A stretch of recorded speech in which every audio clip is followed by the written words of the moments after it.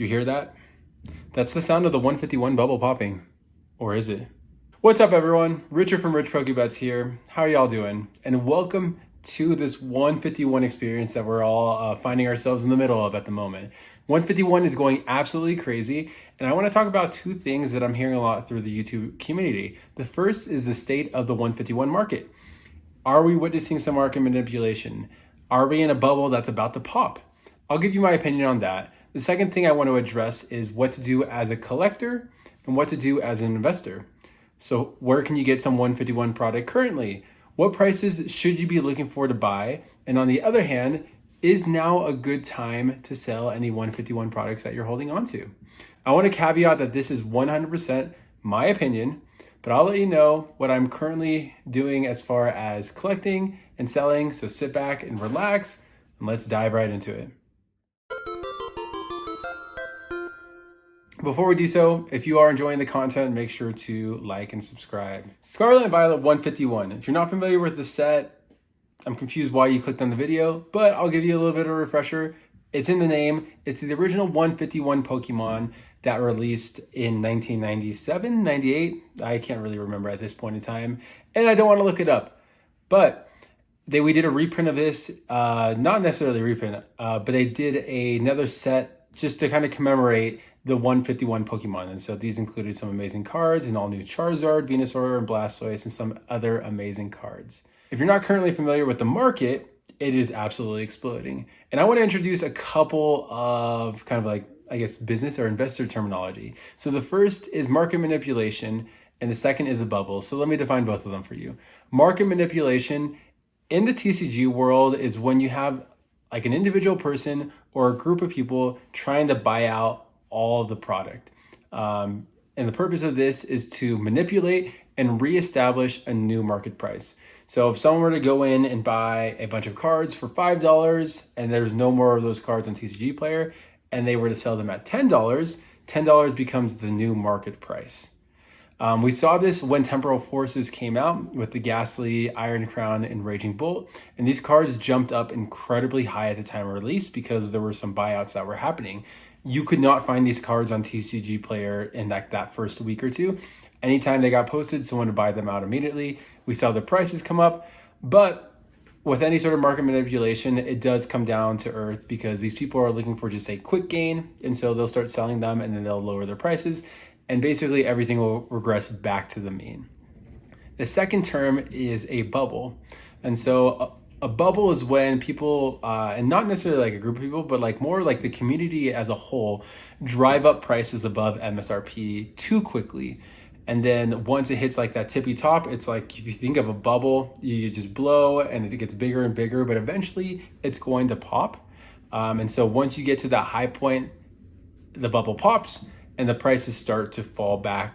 Not necessarily back to where they were, but they fall pretty drastically. Like in a matter of a week, you have some like 20% losses. Now that we have those terms out of the way, I want to say that I strongly believe we are not witnessing market manipulation and we are not in a bubble that's about to pop.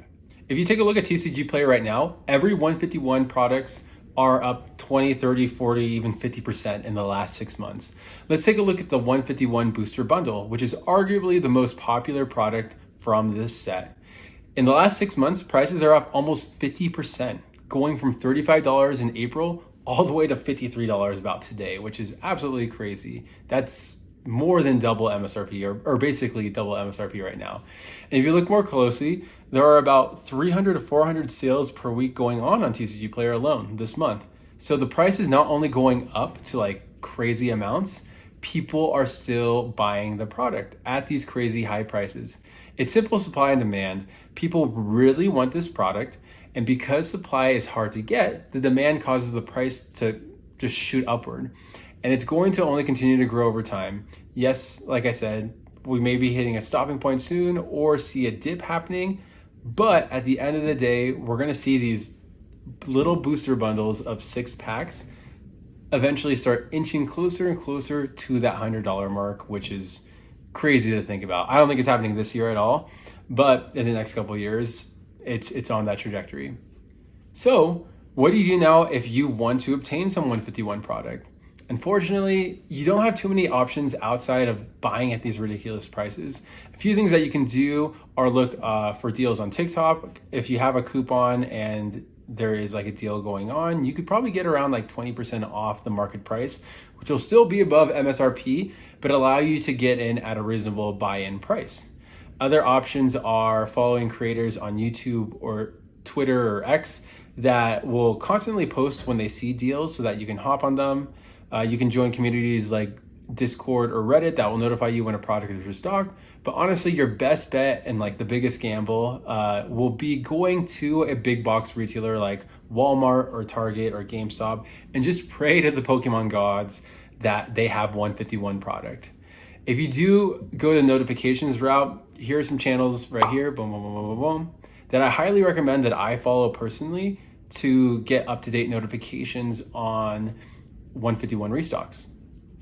Currently, I've been lucky enough to buy the mini tins, a couple displays recently, poster collections, and one individual booster bundle from Walmart, GameStop, and Best Buy at MSRP in the last month. So I'm pretty stocked up in case I'm itching to rip some 151 in the future. As a seller, my biggest advice for you right now is to sell, sell, sell. I wouldn't sell everything, but sell things to just make enough money to maybe purchase a future set. So the Pokemon TCG right now is in a huge bull market, meaning prices are climbing at a rapid rate and people are willing to buy at those prices like I mentioned earlier. I just tested the waters selling my regular 151 ETB and my Pokemon Center 151 ETB. So I listed the regular ETB at $80, originally got it for like $36, and I listed the 151 Pokemon Center ETB at $190 and I got it for $70. And so a total was $270 and it sold within 24 hours.